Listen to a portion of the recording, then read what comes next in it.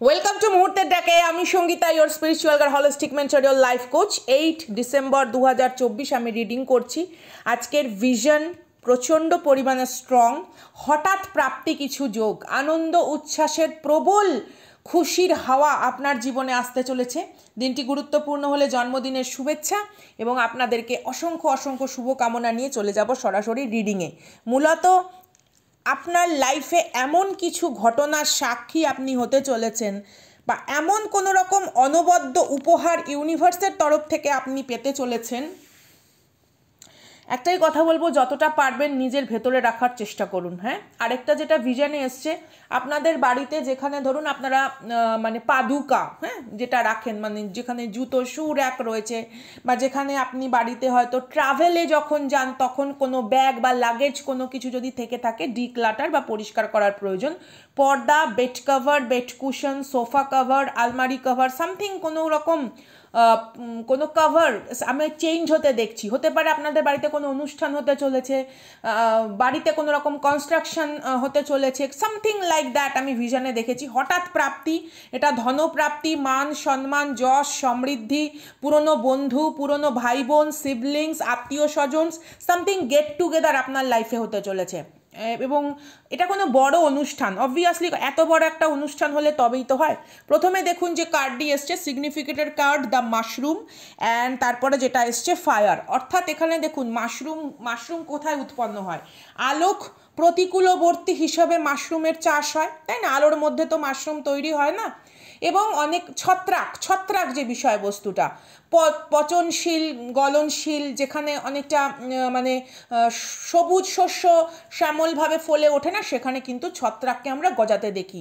অর্থাৎ জীবনের যে মানে অসাধ্য সাধন যে প্রতিকূলতা, সেই সব কিছুকে ঠেলে যখন সুচারুরূপে সুপুষ্টি সম্পন্ন, পুষ্টিগুণ সম্পন্ন কোনো ব্যক্তিত্বকে ফ্লারিশ হওয়া সম্ভব হয়, সেই জিনিসটা মাশরুমের মধ্যে। মাশরুমে অ্যামাইনো অ্যাসিড আছে, মাশরুম একটা যথেষ্ট পরিমাণে ভাইটাল রোল প্লে করে। অনেক খেলোয়াড়, অনেক যারা ডায়েট রয়েছে, নিউট্রিশনস যারা মানে ভ্যালু মানে অ্যাড করা খাবার দাবার খান, তাদের কাছে মাশরুমটা খুব সুন্দর একটি খাদ্য।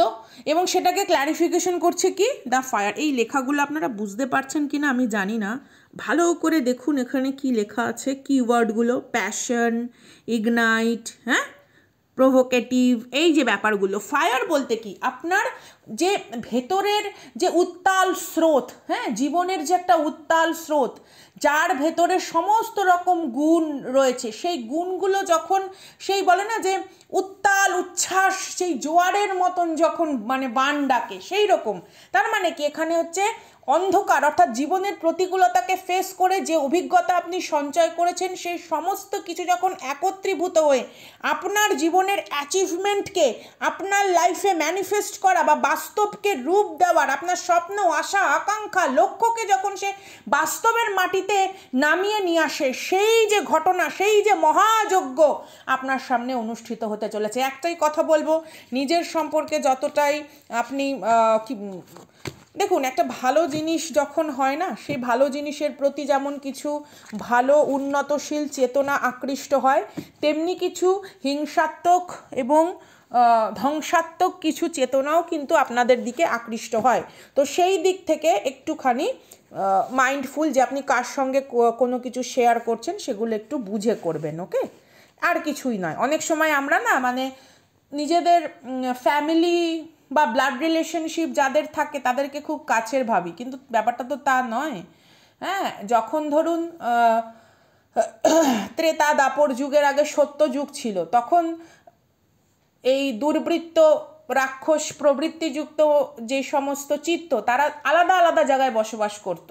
সাত্ত্বিক, তামসিক, রাজসিক এই সমস্তগুলো মিশ্রিত ছিল না, আলাদা লোকে বসবাস করত, ঠিক আছে, আলাদা রেলেমে বসবাস করত।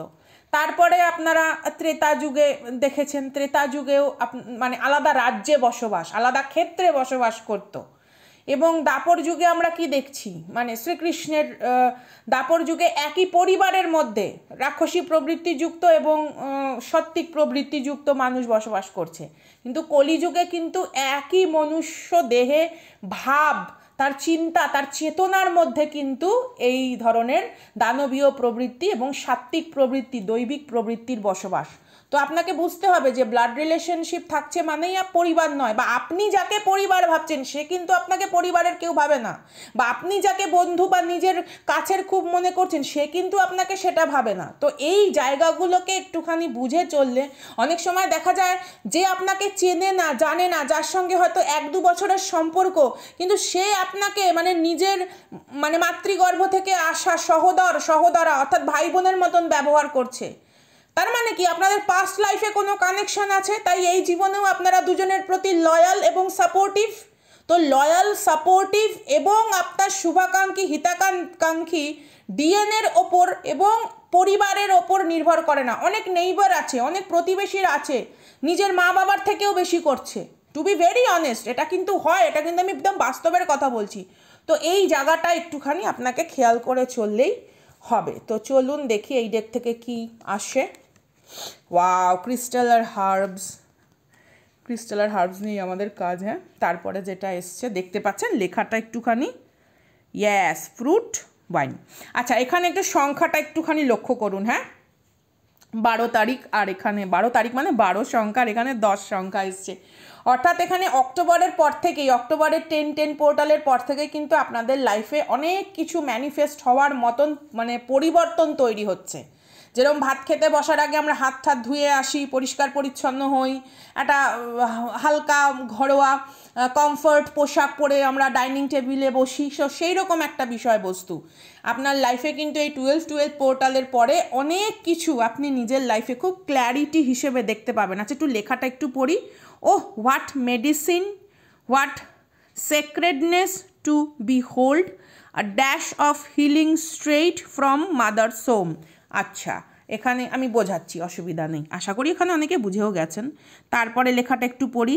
This is a celebratory invitation. দেখুন, আমি আগেই বলেছি গেট টুগেদার, সেলিব্রেশন, হ্যাপিনেস, ঠিক আছে, পসিবিলিটিস অফ রিকনসিলিয়েশন, সব কিছু আসছে।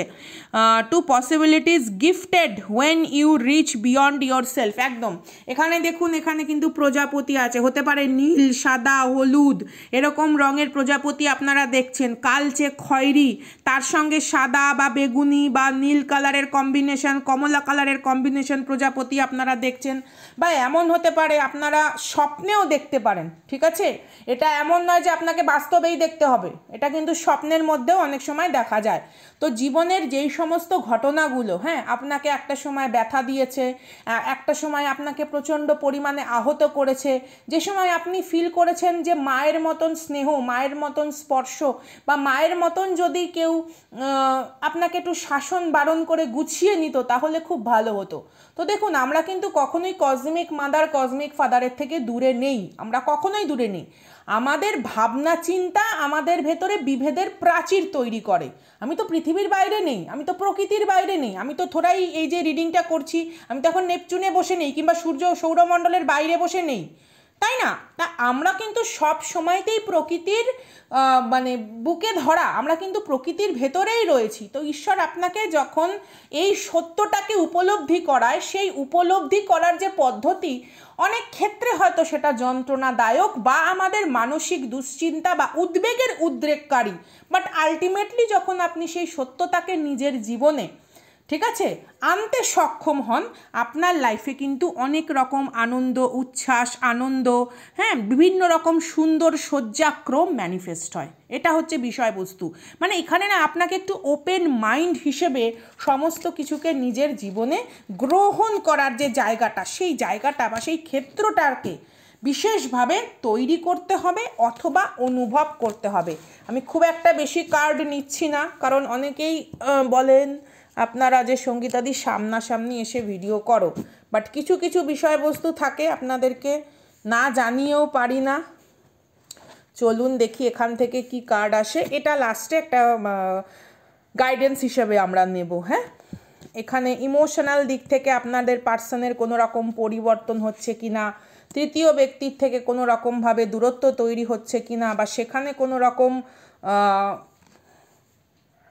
প্রকৃত ভাবমূর্তি তৈরি হচ্ছে কিনা একটু দেখি। আচ্ছা, এখানে দেখুন ইনফ্লুয়েন্স, অ্যাটাচমেন্টস, বাবা তৃতীয় ব্যক্তি বলতে বলতে আমি সিরিয়াসলি আমি লেখাটা কিন্তু দেখিনি, দেখেছেন? তৃতীয় ব্যক্তির ইনফ্লুয়েন্সের ভেতরে প্রচুর মানুষ এখনও কনফ্লিক্ট রয়েছেন। Hot cold energy, multiple choice, তৃতীয় ব্যক্তির লাইফে প্রচুর পরিমাণে কিন্তু বিষয়বস্তু আছে, প্রচুর পরিমাণে বিষয়বস্তু মানে অপশানস আছে। তৃতীয় ব্যক্তির লাইফে কিন্তু আপনার পার্সন ছাড়াও অন্য কোনো পার্সনের ইনফ্লুয়েন্স আছে এবং অপশানস আছে। আপনার মানুষ যত তাড়াতাড়ি সেটা বোঝে ভালো। আমার মনে হয় এখানে যারা আমাকে দেখছেন তাদের মধ্যে 30 to 40% মানুষ কিছু জানতে পেরেছে তৃতীয় ব্যক্তির সম্পর্কে। যাই হোক, মিসআন্ডারস্ট্যান্ডিং, ভিকটিম, লস সোল, আপনার পার্সনের মনোভাব আজকের দিনে দাঁড়িয়ে আপনার পার্সন নিজেকে কোথাও একটা হারিয়ে ফেলেছে। বহুত থোড়ি জায়গা দে দে মুঝে তেরে পাস কহি রহ যাও মে। অনেকের পার্সন তৃতীয় ব্যক্তির থেকে সরছে। কার্মিক ক্লোজার, क्या बात, কিছু বলার নেই আর। Still now conflict, conflicted, conflict দেখুন বাধ্য করছে তৃতীয় ব্যক্তি কনফ্লিক্ট সিচুয়েশনে স্টাক থাকতে। কোনো কোনো ক্ষেত্রে আপনার পার্সন সেই কনফ্লিক্ট সিচুয়েশনটাকে গুরুত্ব দিচ্ছে, বিকজ সে তার মিস্টেক, সে তার ভুলটাকে আন্তরিকভাবে মেনে নিতে পারছে না। क्या बात, তৃতীয় ব্যক্তির সত্যতা জানছে, তৃতীয় ব্যক্তির সমস্ত কিছু কর্মকাণ্ড জানতে পারছে এবং পরবর্তীকালে কি হচ্ছে, ডিভাইন ফেমিনিন ডিভাইন ম্যাসকুলিনের ওপর রাগ, তুমি আমাকে গুরুত্ব দাওনি বলে তুমি। দেখুন কার্ড দেখুন, আমার কথা একটাও বিশ্বাস করতে হবে না, আমি সব বলছি, আমার কথা একদম শুনবেন না। আপনারা কার্ডের এনার্জি দেখুন, কার্ডের এনার্জি দেখে ভিডিও করার উদ্দেশ্যই হচ্ছে ক্ল্যারিফিকেশানে আসা। যদিও আমার এখন পায়ে একটু ব্যথা বলে আমি সরাসরি সোজাভাবে বসতে পারছি না, আমি বসতে পারলেই ক্যামেরার সামনে এসে ভিডিও করব। আরও অনেক কিছু শেয়ার করার আছে, আরও কয়েকটা ভিশন আমি দেখেছি, খুব স্ট্রং ভিশন, তো সেগুলোও শেয়ার করার আছে, বাট সেগুলো একটু অন্যভাবে ব্যাখ্যা করতে হবে। দেখুন আপনার পার্সনের হাল, রিলিজ করতে চাইছে তৃতীয় ব্যক্তিকে, তারপরেও কনফ্লিক্ট, রিলিজ করতে চাইছে তৃতীয় ব্যক্তির সান্নিধ্যকে, তারপরেও কনফ্লিক্ট। তাহলে এই মানুষকে কি বলবেন? অ্যাকশন নিতে গেলে তখন 14 বার ভাবতে হয়। ওরে বাবারে, টুইন ফ্লেম জার্নিতে কারা কারা রয়েছেন, মাই গড, সেপারেশনে থাকলে আপনার পার্সনেরও কোনো রকম ফ্রাস্ট্রেটেড অবস্থা, কিন্তু জেদের বসে এমনও হতে পারে ডাইভোর্স সিচুয়েশানে গেছেন, জেদের বসে হয়তো কি বলবো লং ডিস্টেন্স মেনটেন করছেন, জেদের বসে কোনো রকম communication on of energy maintain করছেন। ক্যা বাত ভাই, একে কি বলবো বলুন? একে সামনে বসিয়ে 12 থেকে 15 ঘন্টা, সেই বলে না যে 12 থেকে 15 জন মিলে বসে আলোচনা করে কাউন্সেলিং করে একে ঠিক করতে হবে। এর চাইল্ডহুড ট্রমা রয়েছে, এর চাইল্ডহুড ট্রমা রয়েছে, এ পেইন, নিজস্ব পাস্ট পেইনকে নিয়ে বসে আছে। আরে ভাই, একটা অধ্যায়কে ছাড়তে হয়, শুধুমাত্র একটা মানুষকে, একটা ব্যক্তিত্বকে, একটা সত্তাকেই ছাড়লে হয় না, নিজের ভেতরকার পুরনো যেই জরাজীর্ণ সত্তা, সেই সত্তার বিরুদ্ধেও বিদ্রোহ ঘোষণা করতে হয়। আপনার পার্সনের মধ্যে সেই সাহসটা নেই। You are open mind and open heart, আপনি মানে কি বলবো receptive, you are now my God, you are now ready to move on. এখন তাদের ভেতরে কোনো রকম আশঙ্কা তৈরি হয়েছে। দেখি কি কার্ড আসে। My goodness, chasing mode, chasing mode, toxicity থেকে সরে গিয়ে আপনি যেখানে কোনো রকমভাবে single solitary hermit mode life lead করছেন, সে সেখানে divine masculine chasing the divine feminine, divine masculine chasing the divine feminine. My goodness, কারা কারা এখানে আছেন? তৃতীয় ব্যক্তি ডিসেন্ট কোনো রকমভাবে নেগেটিভ মাইন্ডসেটে একে তৈরি করেছে, অথবা কোনো রকম hex, curse, witchcraft or some kind of spell. 6 মাস 7 মাস আগে বা 6 থেকে 7 সপ্তাহ আগে। কি আসছে কার্ডে দেখুন, মিসিং ইউ, ক্রেভিং। আমি কালকে শর্ট রিডিংয়ে দিয়েছিলাম না, আমি কালকে এই ডেকগুলো নিয়েই পড়তে বসেছিলাম। আমি কালকে শর্ট রিডিংয়ে যার জন্য দিয়েছিলাম যে এত হাহুতাশ কার মধ্যে, কার ভেতরে স্মৃতির অতলে তলিয়ে এত হাহুতাশ। ইয়া ফিল ট্র্যাপড, ফিল ট্র্যাপড। নিজের পসিবিলিটিসকে দেখতে পাচ্ছে না, অথবা ডিভাইন ফেমিনিন এখানে নিজের পসিবিলিটিসকে নিয়ে এগোচ্ছে। ডিভাইন ফেমিনিন এখানে নিজের পসিবিলিটিসকে নিয়ে স্ট্রংলি এগোচ্ছে। Yes, someday, somewhere, another time, your person is fully confused. Action নিয়ে fully confused. Hollow, empty.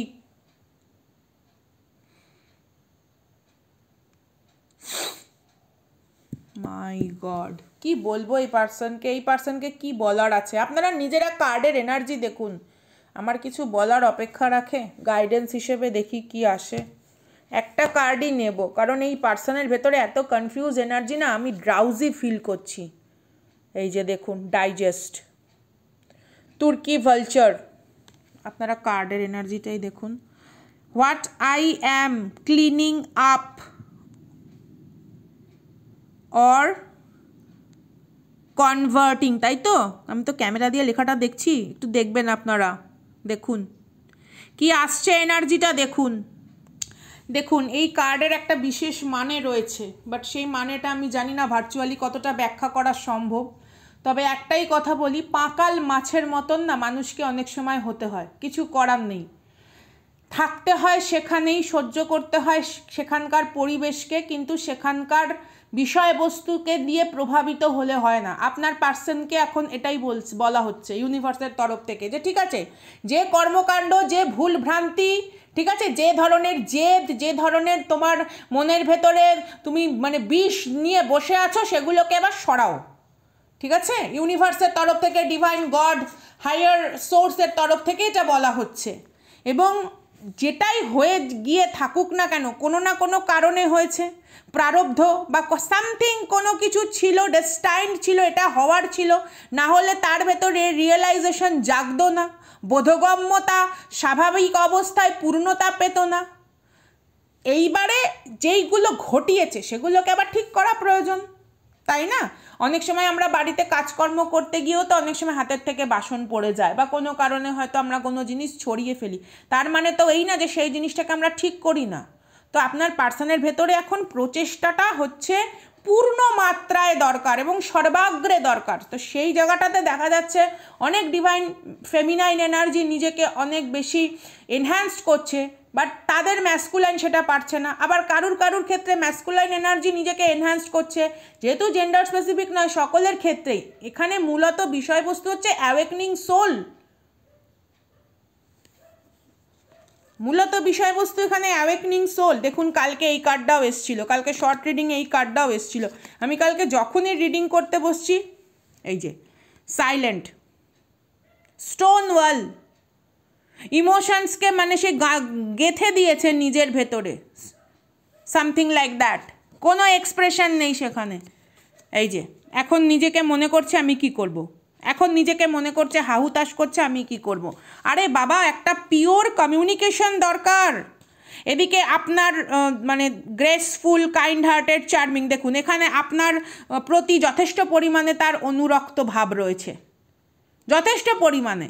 এখন কিন্তু আপনার প্রতি ওই রকম ভাব নেই যে একেবারে মানে আকর্ষণ, ওই রকম আকর্ষণ না।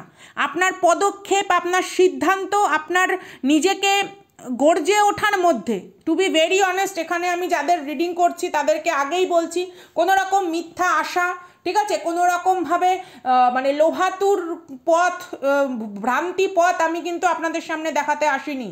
আমি হচ্ছি ওই সেই আছে না ডুবে যাওয়া টাইটানিকের দাঁড়িয়ে সেই কয়েকজন বেহালা বাজাচ্ছিল, ট্যাটা প্যাপা, তো বেহালা বাজিয়ে বাজানোটা আমাদের কাজ। মানসিক শান্তি, মানসিক হিলিং, ইন্সপায়ারিং, মোটিভেশন, স্পিরিচুয়াল লেভেলে, because we are clairvoyant entrepreneur and a spiritual witchy occult science practitioner. আমাদের কাজ হচ্ছে আপনাদের ইমোশনকে স্ট্রং পজিশনে রাখার, কিন্তু সত্যকে অস্বীকার করতে আমি পারবো না। টাইটানিক জাহাজ ডুবছিল, আপনারা প্রত্যেকেই সিনেমা দেখেছেন, কিন্তু আমরা বেহালা বাজিয়েই চলেছি, বেহালা বাজিয়ে। এবার বেহালার সামনে যদি কেউ এসে মনে করে এটা সেলিব্রেশন হচ্ছে, হ্যাঁ, কিন্তু আমি নিজের সত্য থেকে মুখ ফিরিয়ে থাকবো, it's up to them, it's up to their mind, it's up to their wisdom and inner knowledge.